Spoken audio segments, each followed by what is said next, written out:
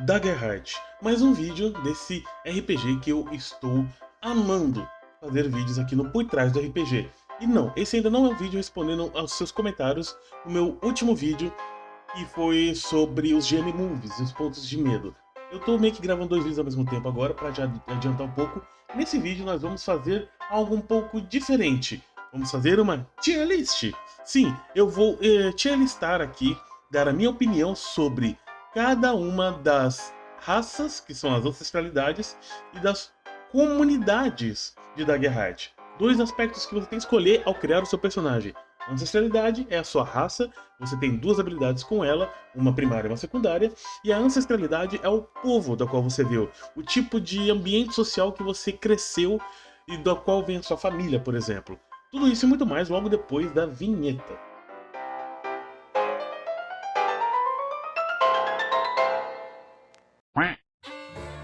À medida que eu for falando de cada uma das ancestralidades, eu vou também listando as habilidades dela. Começando por Clanks. Clanks são os robozinhos de Daggerheart.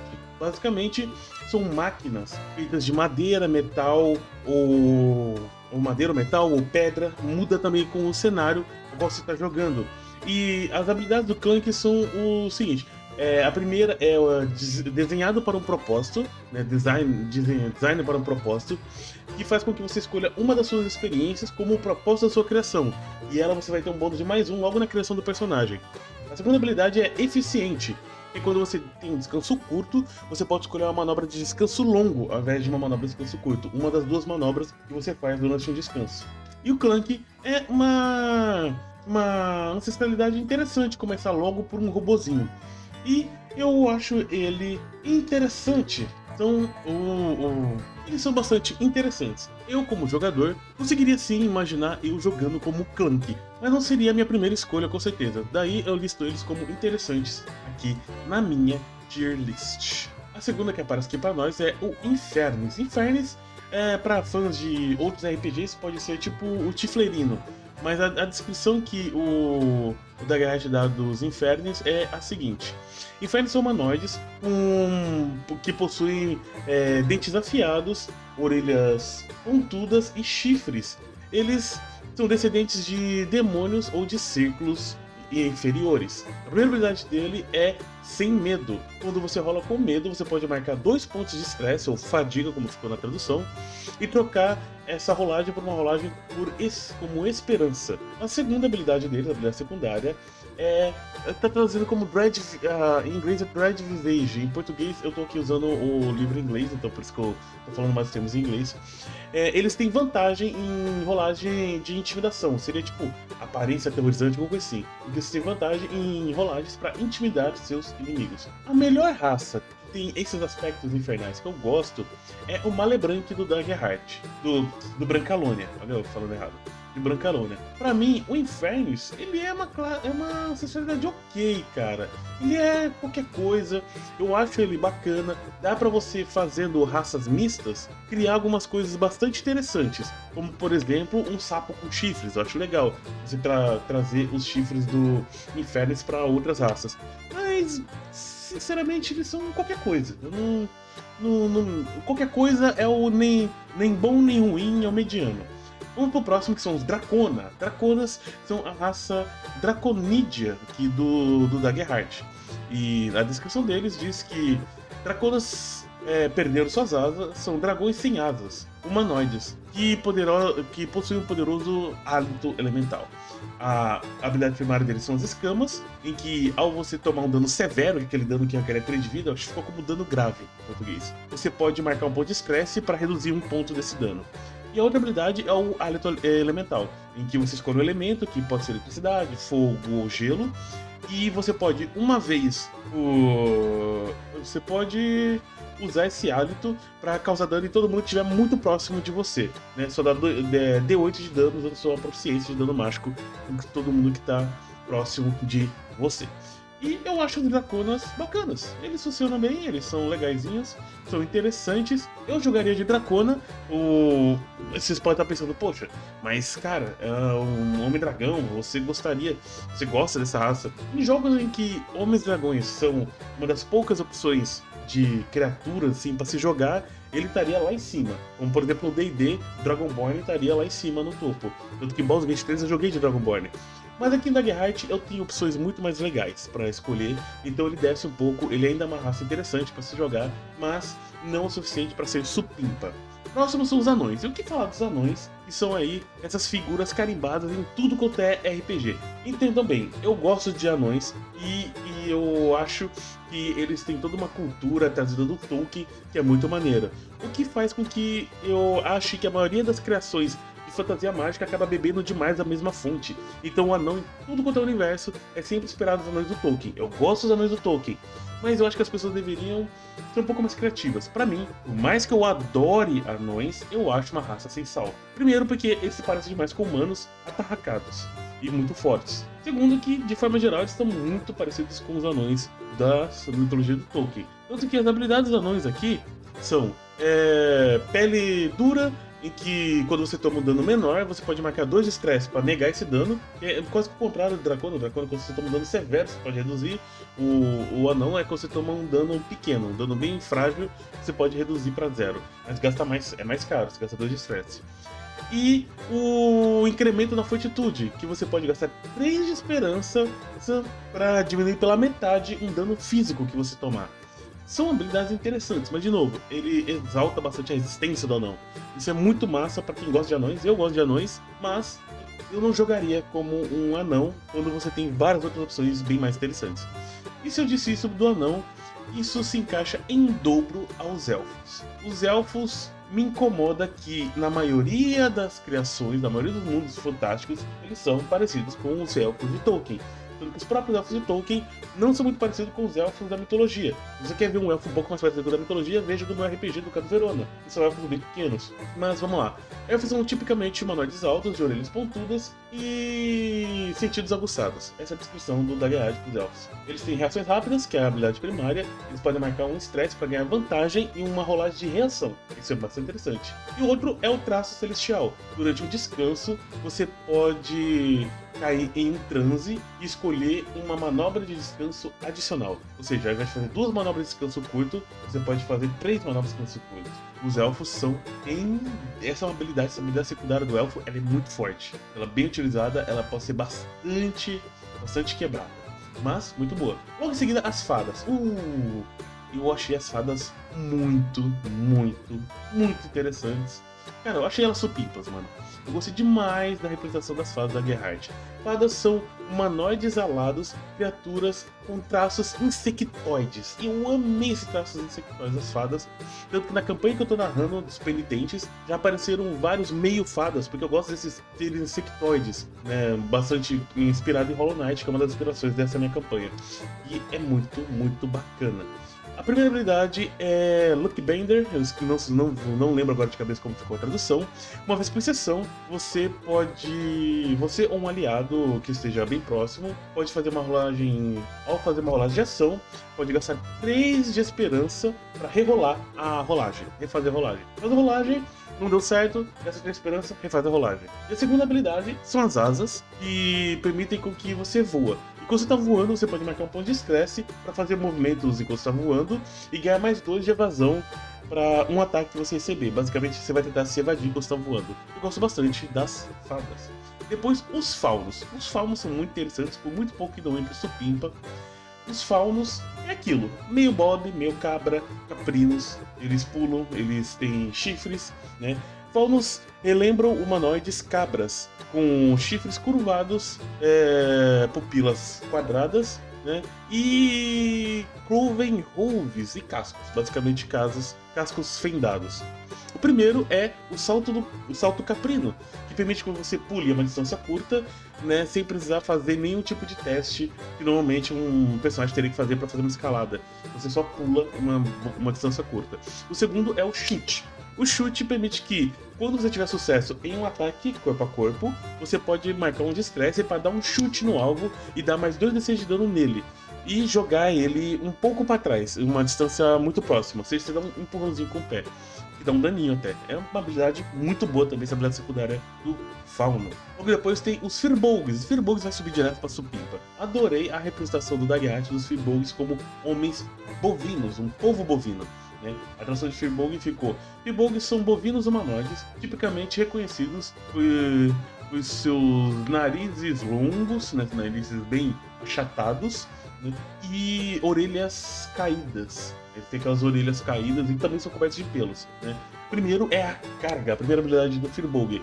Quando você faz o teste de agilidade para correr até perto de alguém que está longe, você pode marcar um ponto de estresse e dar D12 de dano em todo mundo que estiver ao seu redor quando você chega no lugar. Todo mundo tiver distância corpo a corpo. Porque se dá aquele encontrão. Firbolgs são grandes, né? E o segundo é Cara, não é imparável. Imparável é uma carta. É outra coisa que tá escrito aqui. Inabalável.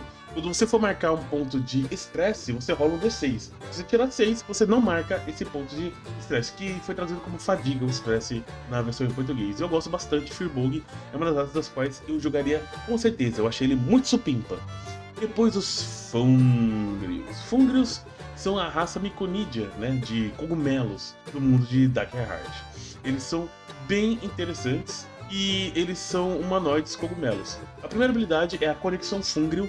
Você pode fazer um teste de instinto com dificuldade 12 para usar os micelídeos, né, os seus esporos, e falar com outros fungrios ou os fungos ancestrais e com sentido sucesso. E essa comunicação tem uma distância muito longa. Lógico que isso, na mesa de campanha, você pode conversar com o seu mestre e tal. Dependendo do lugar que você tá, essa conexão fica mais difícil. Dependendo do lugar que você tá, você pode não conseguir se conectar com ninguém, porque você usa fungos para se conectar, entendeu?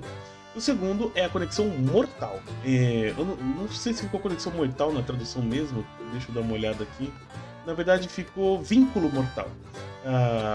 Vínculo mortal. Enquanto estiver tocando um cadáver que tenha morrido recentemente, você pode marcar um ponto de fadiga para extrair dele uma memória relacionada a uma emoção ou sensação específica de sua escolha. Ou seja, alguém acabou de morrer, você quer tirar uma memória dele, você consegue utilizando o vínculo mortal. Depois temos os Galapa.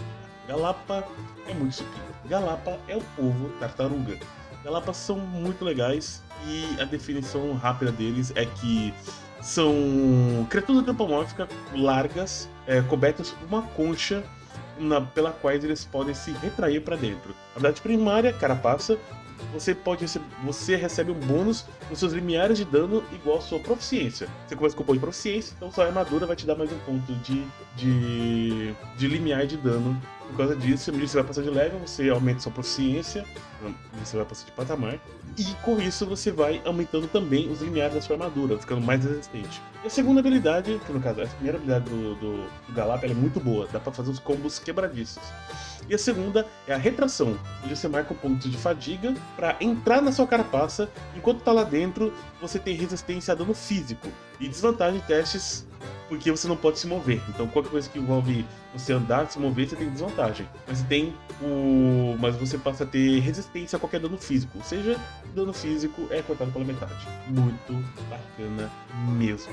O próximo é o Gigante. E gigantes, eles quase caíram no sem sal. Porque, de novo, é um humano grande. Assim como o problema com o anão, que é um humano atarracado, e o elfo, que é um humano orelhudo. Mas os gigantes de Daggerheart ganham um ponto a mais por causa especificamente da lore deles. Eles nascem com um olho e eles vão aparecendo novos olhos à medida que eles vão crescendo.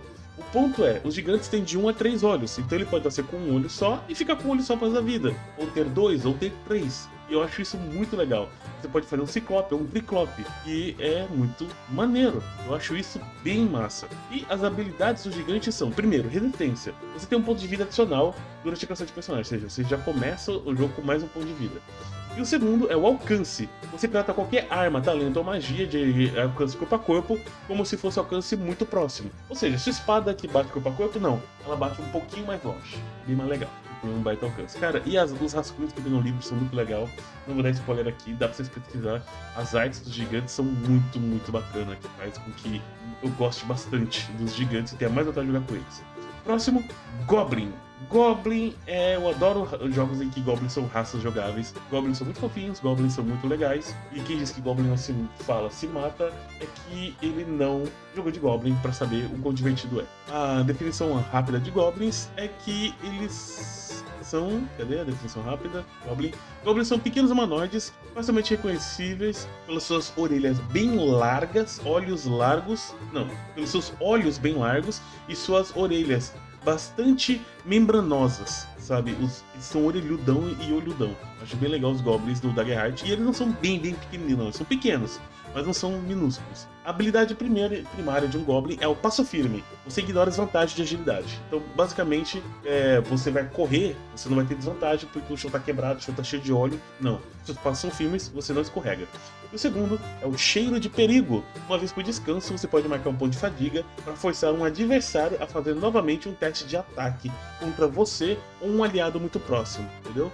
Então, se alguém for te atacar ou atacar alguém que tá perto de você, você tem esse cheiro de coisa perigosa que faz o inimigo ter que rerolar o ataque. É bem massa mesmo, mas é uma vez por descanso. Isso deixa essa habilidade, você acaba usando bem pouco ela, porque você usa ela poucas vezes. Logo depois nós temos nada mais nada menos do que os Hobbits, né? Os pequeninos, como foi traduzido finalmente.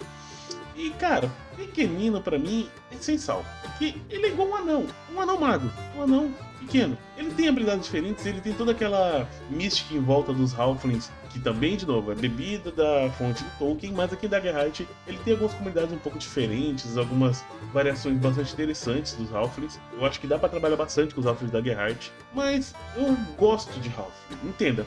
Não é porque eu não jogaria com uma raça, não é porque eu classifico uma raça como sensal. Opa, eu acho que sumiu pra vocês. Eu tenho que tomar cuidado pra clicar aqui. Não é porque eu classifico uma raça como sensal que ela seja ruim. É só que não me apetece tanto quanto as outras. É muito mais uma comparação, essa tier list, do que realmente dizer que algo é ruim ou não. Porque as habilidades do Halfling do pequenino, são muito boas.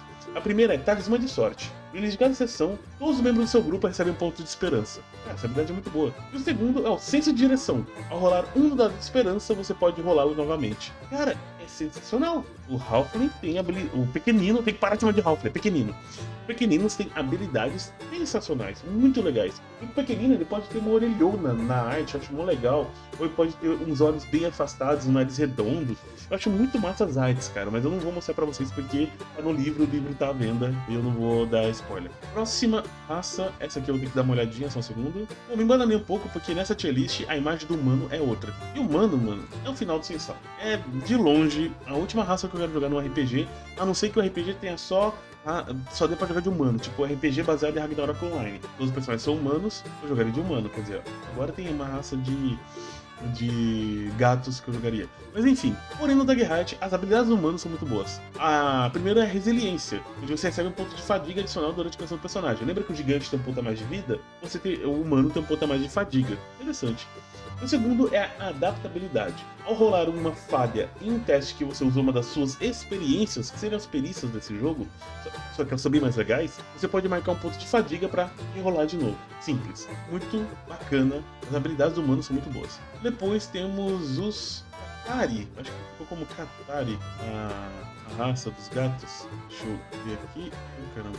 A, B, C, D, F, G, H, I, J, K. Isso mesmo, os Kataris.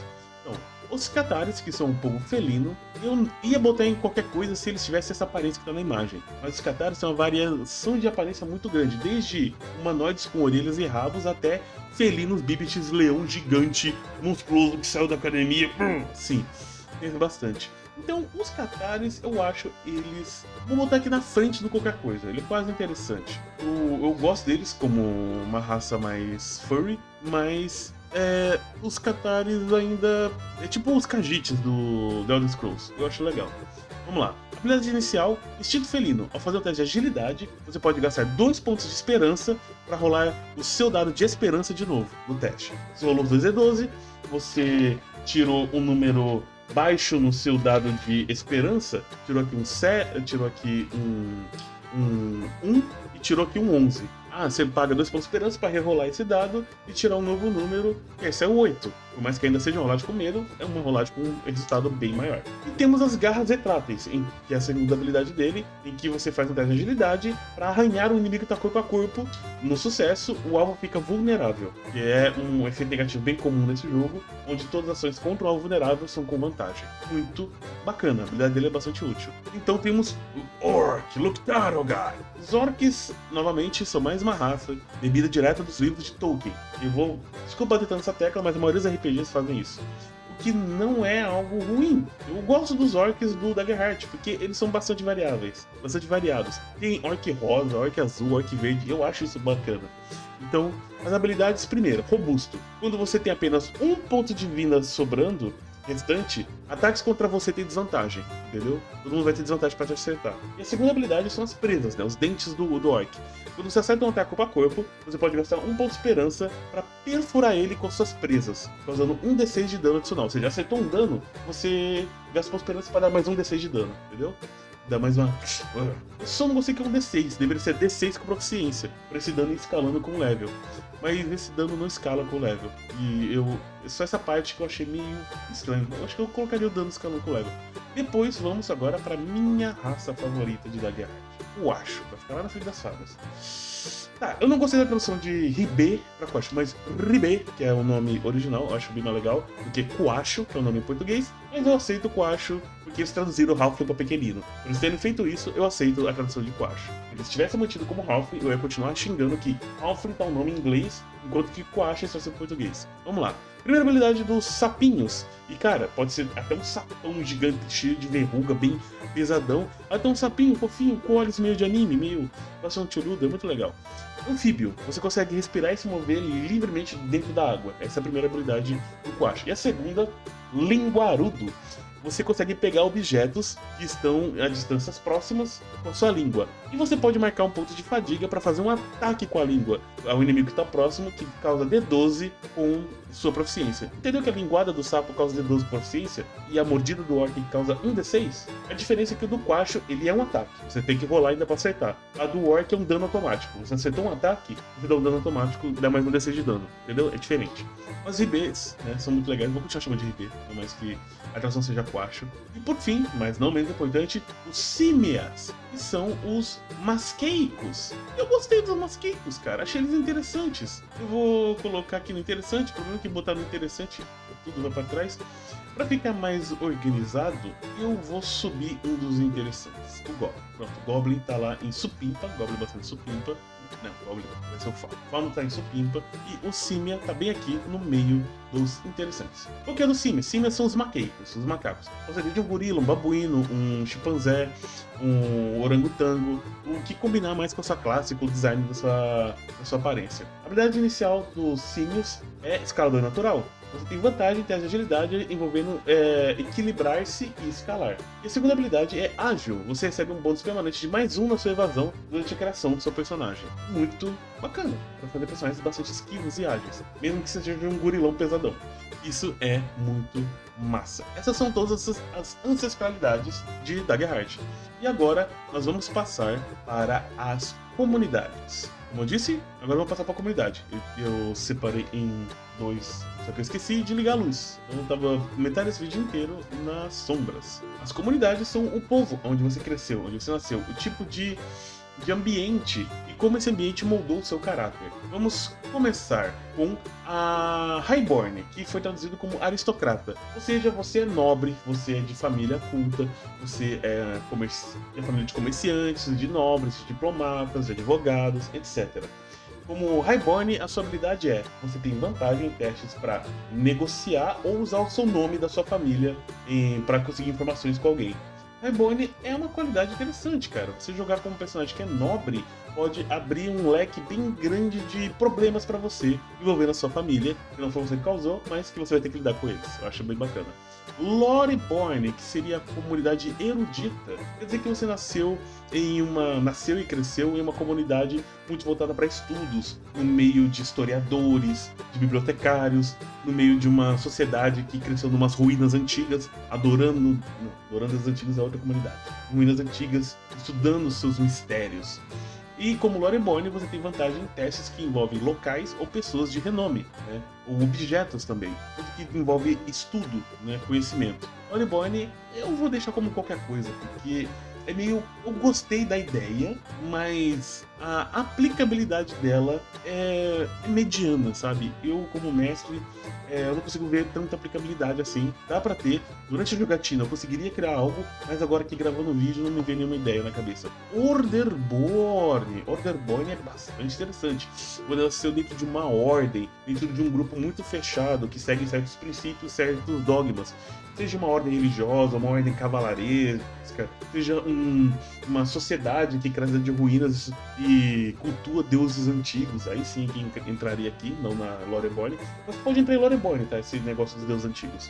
No Orderborn, quando você escolhe ela, você tem que criar alguns princípios da sua ordem. Deixa eu só ver aqui quantos princípios são. A tradução é comunidade disciplinada. E são 3 princípios que você cria. E sempre que você.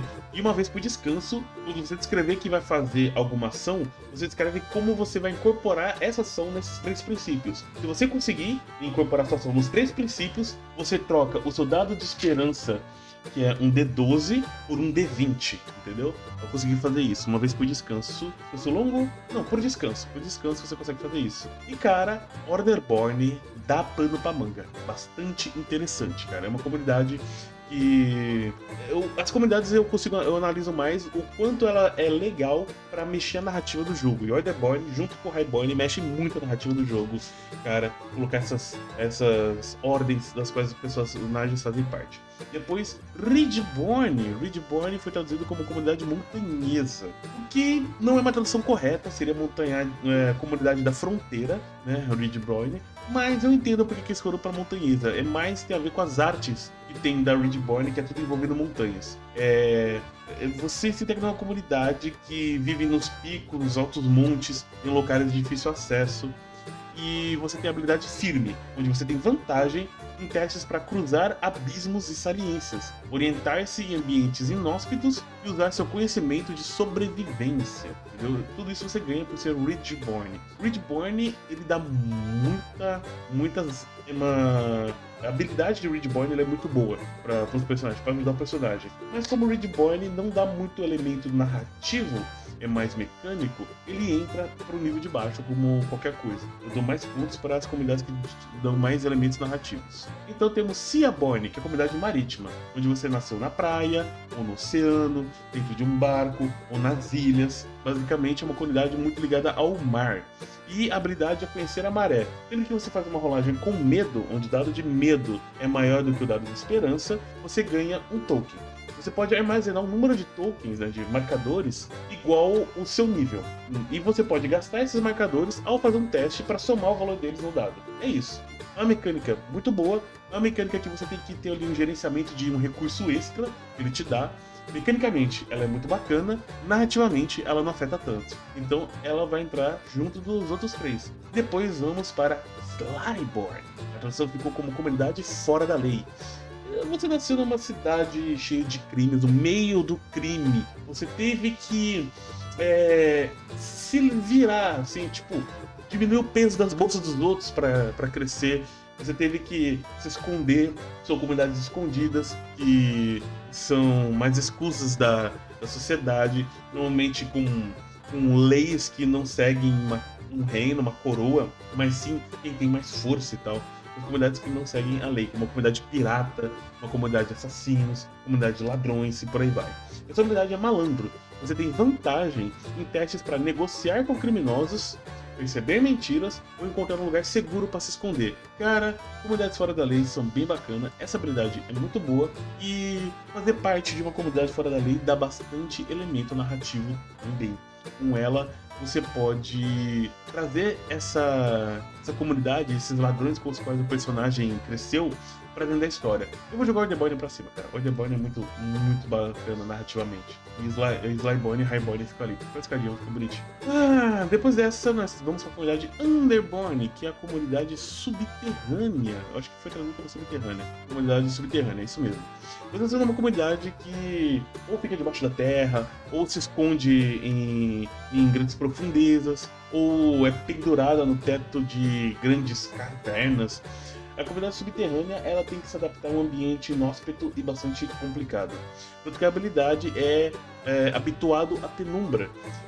Você tem vantagem em testes para se esconder, investigar ou perceber detalhes em áreas de penumbra ou sombra muito forte, entendeu? E Underborn cara, em quesito de narrativa, de ambiente, ela é muito legal. Ela é bem bacana. Mas em quesito de usar ela para jogo, essa comunidade ela não dá quase nenhum elemento que pode afetar a história da campanha diretamente. Lógico, você sempre consegue fazer alguma coisa assim. Mas logo de bate-pronto aqui, ela é uma das comunidades que menos eu consigo puxar no meio da narrativa para afetar a história ou o andamento da campanha, quando eu tô narrando. Então, ela pra mim é uma das comunidades mais sem sal de todos, é a comunidade subterrânea. Ah, você nasceu subterrâneo, você sai de lá e tá aventurando com os outros. Tá bom, é isso. Eu posso trazer sim elementos da comunidade subterrânea, como a comunidade subterrânea que você nasceu, desabou, você teve que fugir de lá porque ela caiu, você teve que fugir de lá porque ela foi tomada por um monstro, mas isso eu posso se aplicar a qualquer comunidade, não tem algo muito único dela que chama. Agora vamos pra comunidade que tem, pra mim, a habilidade mais legal de todas, ela já vai subir lá pra cima, que é a Wonderborn, a comunidade nômade. Cara, a comunidade nômade é muito legal, as artes dela, como é que eu posso mostrar. E basicamente é isso, você nasce numa caravana viajante, numa companhia de comércio, você numas grandes planícies, em uma tribo errante, num ambiente de gelo em que vocês têm que sair de um lugar para o outro, com comunidades coletoras e caçadoras. As comunidades nômades estão sempre viajando, e sua habilidade é um item que você tem. Essa é o mais diferente de todas elas. Ao invés de você ter uma habilidade especial, você tem um item só seu, que é a mochila do nômade, que uma vez por sessão, você pode gastar um ponto de esperança para tirar um objeto de dentro dessa mochila, um item mundano assim, só que é útil para a situação que você tá. E é algo que você tem que conversar com o mestre. Então, cara, isso aqui dá muito pano pra manga, cara. É muito supimpa, é muito legal. E é a comunidade que o meu personagem que eu criei joga. E sim, talvez eu faça um vídeo se vocês quiserem mostrando o personagem que eu criei. Fiore de Monte. E por último, mas não menos importante, a comunidade selvagem, Wildborn. Wildborn é uma comunidade florestal, né? Você nasceu em uma tribo no meio da floresta, em uma comunidade que cresce junto das árvores, com casas em forma de cogumelos, ou casas dentro do oco de árvores. Um ambiente bastante silvestre, na verdade a tradução foi comunidade silvestre, bastante intrínseca com a natureza ao redor dela. A sua habilidade é pés leves, seu movimento é naturalmente silencioso, você tem vantagem de teste para se mover sem ser ouvido. Nossa, mas essa é uma habilidade perfeita para o fora da lei. Seria perfeita para um ladino, mas para a comunidade fora da lei é muito melhor você saber com quem falar, né? Então, a comunidade silvestre, ela tem essa habilidade que parece que não combina muito com ela, mas pense, você mora no meio da floresta, você não quer chamar a atenção de algum predador. Então, a habilidade combina com ela e... O que eu tô falando? Ela também é essencial. É difícil você puxar elementos dessa comunidade para agregarem na narrativa. Mas ela é uma comunidade bacana. E assim que ficou a minha tier list das ancestralidades e das comunidades de Daggerheart. Você concorda, discorda? Deixe nos comentários. Eu sou todo ouvido, sempre respondo todos os comentários. E faça sua própria tier list e me marque, que eu vou adorar ver.